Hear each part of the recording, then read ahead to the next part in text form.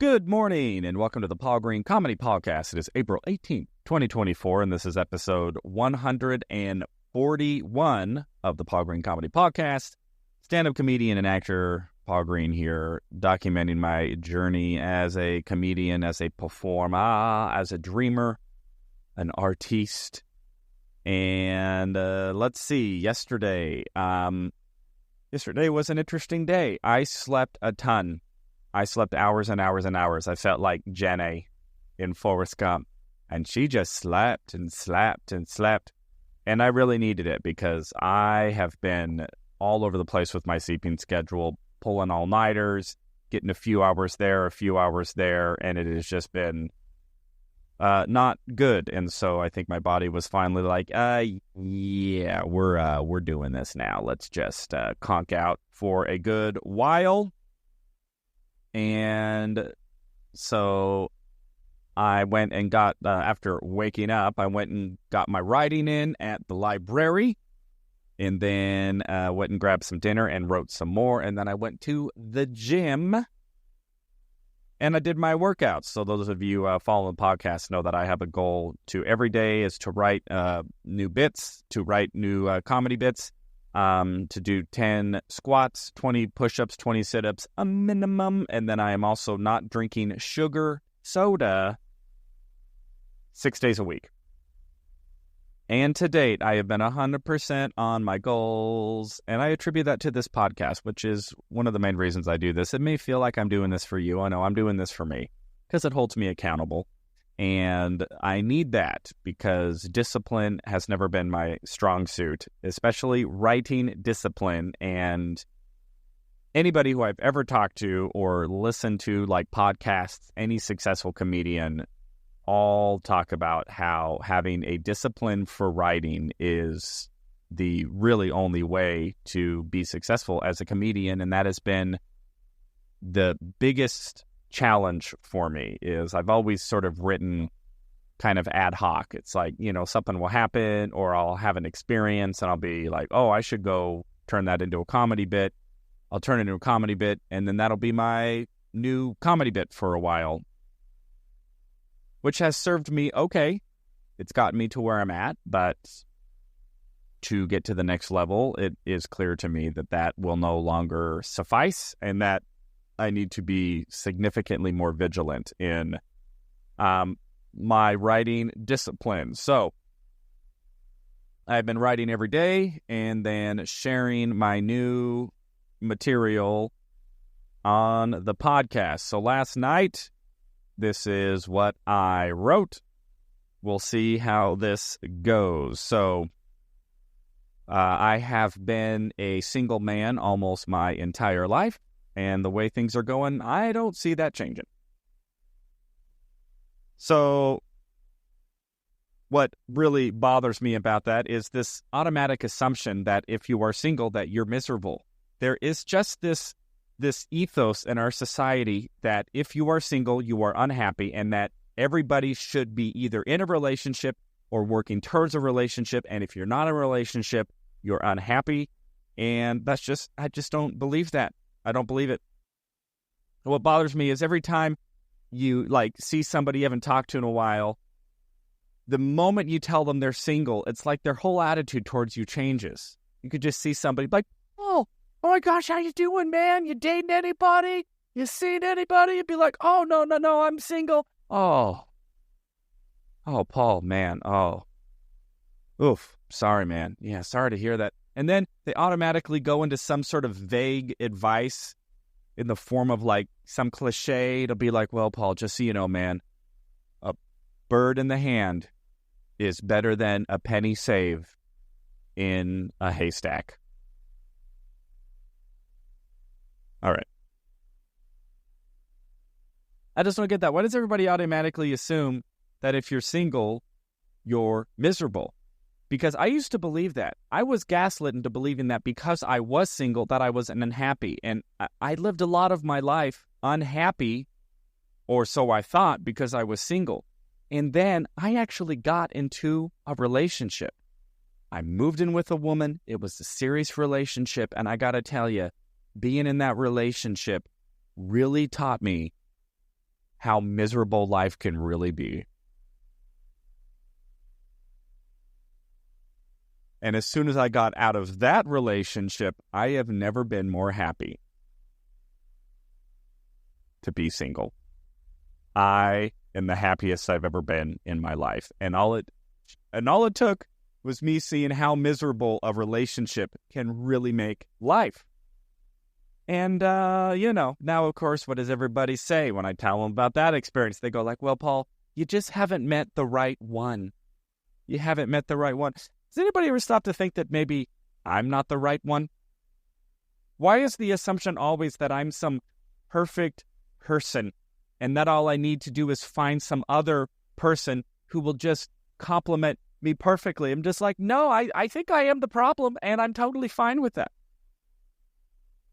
I don't think that I'm some sort of rare, precious piece of art that's hanging out in somebody's attic, and they're going to, have a garage sale one day, and some rare art dealer from London is going to see me leaning against an exercise bike next to some DVDs and VHS and go, oh my goodness.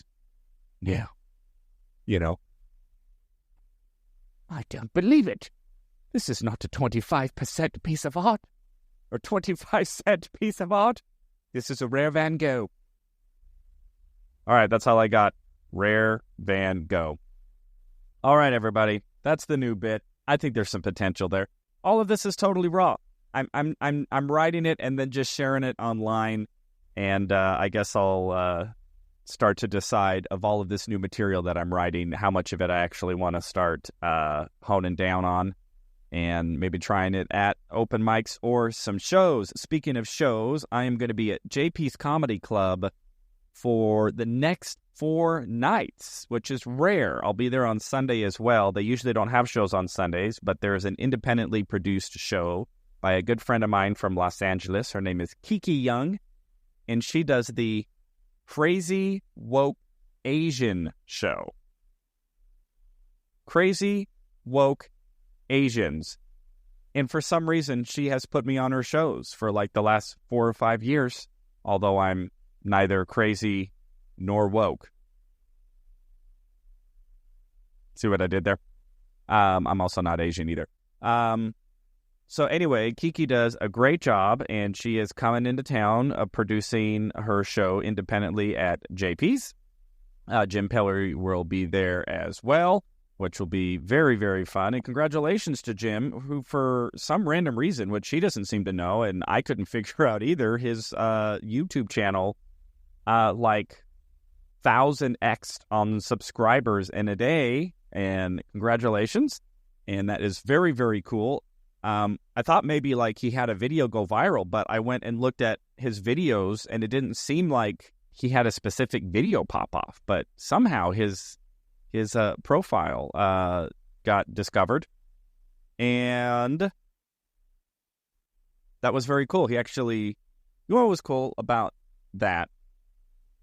I remember this quote. I think it was Jordan Peterson. What does Jordan Peterson have to do with Jim Perry, a buddy of mine, stand-up comedian and club owner of mine's social media popping off? So Jordan Peterson said that I'm kind of paraphrasing, but the essence of it was, you need to know who in your life you can share good news with. And I take that to mean that your true friends, the people who truly care about you and who you truly care about, are the type of people who, when something good happens, they can share it with you. And that may seem like, oh, well, wouldn't you be able to share good news with anybody in your life? And that's not actually the case. And I think there are a lot of people who actually resent the success or the good news of other people. Or maybe you have certain friends who need you to be sort of small, or need you to be the person who they kind of whine and complain about. And if you tell them good news, like you get a big break or something great happens, they actually aren't happy for you. They actually resent you for it. I remember I had a good friend, this was years ago, and speaking of being single and miserable, we would commiserate all the time about being single, and we would just kind of complain about, women and complain about the dates we were on, and that's really what kind of bonded us. And I started to realize that I don't think I could share good news with this person. If something actually went great, like, oh, I had this great thing, or, like a good date or whatever, when I would share that with him, he would almost immediately put a wet blanket on it. It's like he was immediately trying to find ways to show me how, well, what did she really say? What did she really do? Well, just because this went well doesn't mean that, and it was just sort of kind of like, oh, okay, I guess I can't really share good news.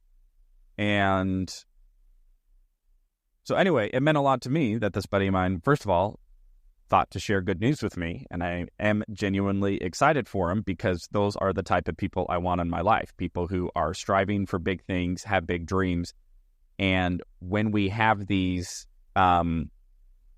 opportunities or these big breaks or good news, something good happens, that we can actually share it with each other, and we can be excited for each other, instead of like, oh, well, no, what are you going to just be too big for me now? What are you going to leave? It's like, no. I am genuinely happy and excited for everybody who I've worked with and who I do work with and who has supported me in the past, and get to see cool experiences and big opportunities happen, because that's what I want to happen to me. I want to also have good news and be able to have those people in my tribe and in my corner who I can share that good news with. So that was very exciting to see somebody who is a good friend of mine kind of go viral. Very exciting. So that was very cool. So I am going to be, anyway, performing at JP's tonight, Friday, Saturday, and then Sunday with the Crazy Woke Asian show. So I'm going to have 6 shows. The big question that I am now trying to decide is, do I want to try out some of this new material, or do I want to continue doing what I have been doing, which is doing a more improvisational set and filming my crowd work? And then what I like about doing crowd work is it usually plays pretty well on social media. And the last time I performed at JP's, I filmed I think I did 5 sets there as well, and I filmed all of them. And I got these fun little clips of me interacting with the crowd and them saying certain things, then me getting to react to that, and then cutting those up and putting those on social media. So seeing as how I'm in sort of this rebuilding phase and I'm starting to rewrite my act from scratch, I'm trying to decide if I maybe want to throw in a bit or two of the new stuff, kind of interspersed with the crowd work. But I'm going to have to go back and look, because I've written so much new stuff. Just new stuff, new stuff, new stuff, new stuff, new stuff, new stuff, new stuff. And I really haven't gone back to any of it. I'm just trying to write.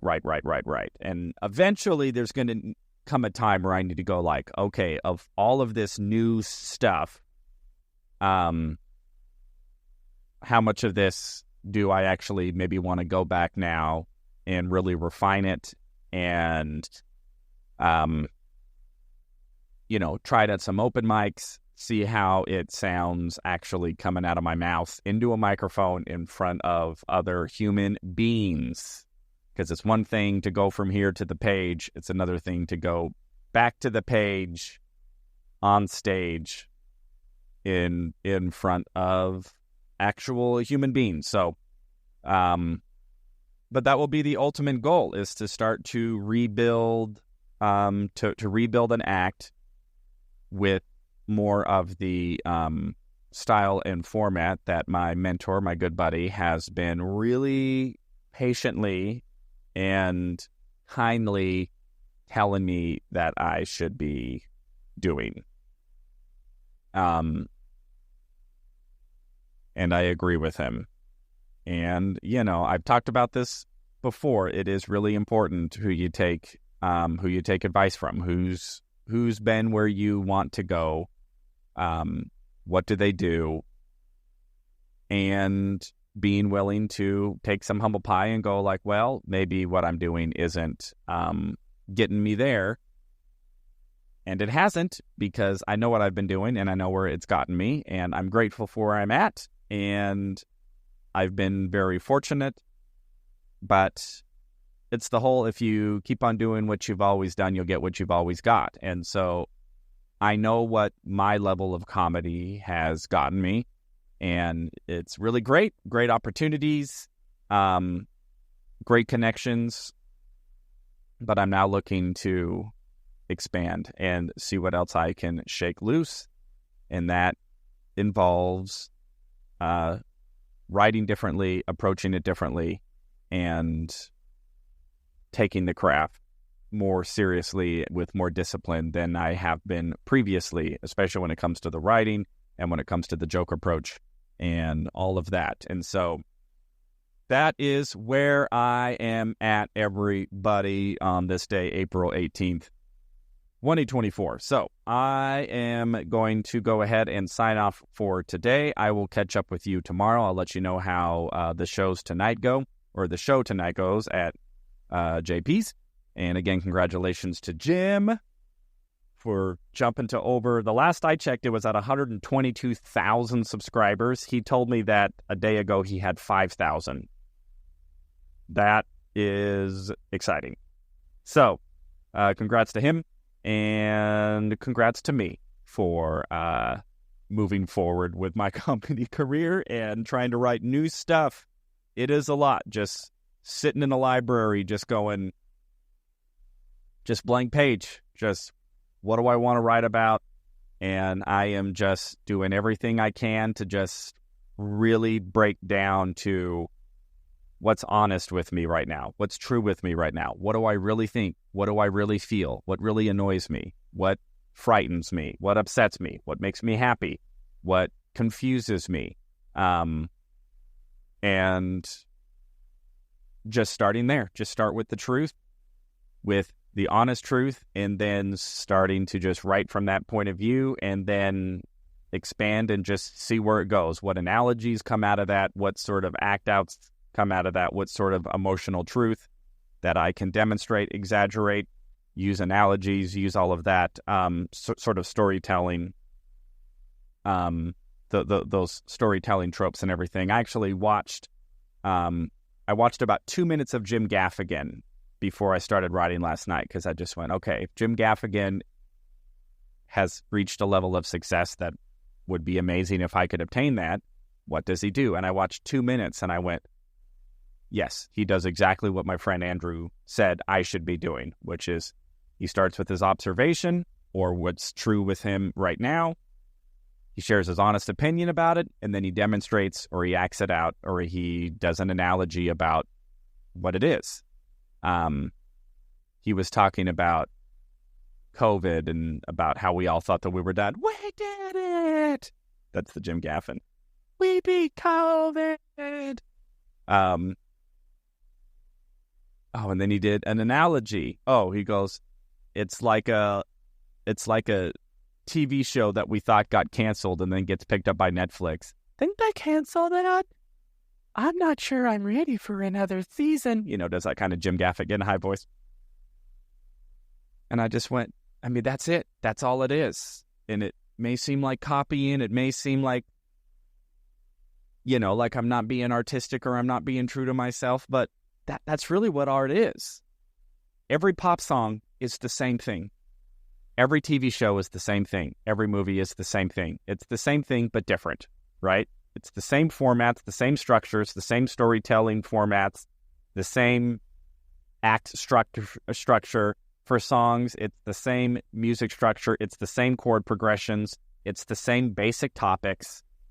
It's just, how does this new artist filter their point of view through those structures? And, it's a little humbling to just go, well, no, what do I need to do? I don't need to reinvent the wheel. I just need to look at what the greats are already doing and then just put my own point of view and my own take in those same structures. And that's what I've been doing. And it's actually made it a lot easier for me to write because I don't have to reinvent the wheel. I just need to take the wheel that has already been invented and then just put it on my car. That was a bad analogy. All right, everybody. I hope that you are doing well out there, that your dreams are coming true, that you are finding joy in your journey, and that you're having cool success stories, cool things happening, like to my buddy Jim, going viral on YouTube, which is just so fun. Go check him out at The Cop Comic on YouTube or social media. And again, congrats to him. And I love all of you so much. This is April 18th, 2024, episode 141 of the Paul Green Comedy PaulCast. And I will check in with all of you tomorrow.